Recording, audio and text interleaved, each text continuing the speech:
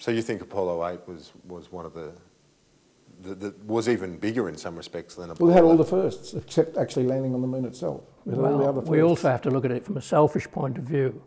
Apollo 8 was the first mission where we, the three 85-foot antennas around the world, the others were in Madrid and Goldstone in California, that was the first time that we really came into our true purpose. We were developed and built specifically for the lunar distance work. I can remember I was standing listening to the Net 1, which is the astronauts, and I remember saying it's getting cold, and I thought to myself, what happens if they can't get warm again? If they're getting, we didn't know what was going to happen out there. And that was the whole point. Once we did Apollo 8, well, then we knew we could get to the moon and back. And so Apollo 11 was likely to go. But with Apollo 8, we didn't know at all. So what do you think will be the next step with space travel?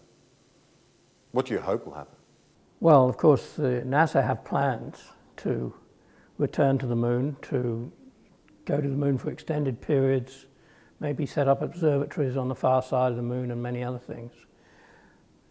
These plans are somewhat doubtful at this time with the current financial climate and new president and all the rest of it. I just don't feel very confident that we'll see men back on the moon in the next 20 years, personally. They have to have a good reason to go, and at the moment we don't have a really good reason to go. I think Mars will be a goal one day, but it could be a long way in the future.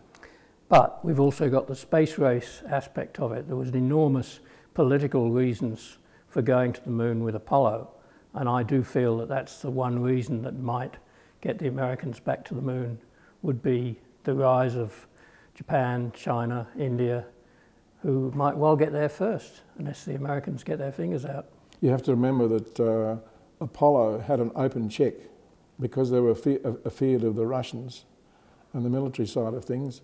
NASA had an open check to get to the moon first in those early days. But it's all dependent upon the American taxpayer. If they don't like the idea, then it's not going to happen. Okay, well, John Saxon, Hamish Lindsay, happy anniversary. Hope you enjoy the 40th anniversary of what was a big moment in your lives as well. Thank you for your time today. 40 is going to be huge. Come along. Anything more before I head on up, Bruce? Negative. Head on up the ladder, Buzz. And that's all for this special edition of Agenda as we mark the 40th anniversary of man landing on the moon, and we remember Australia's special role in capturing those images for television screens in Australia and right around the world. I'm Kieran Gilbert. Thanks for your company.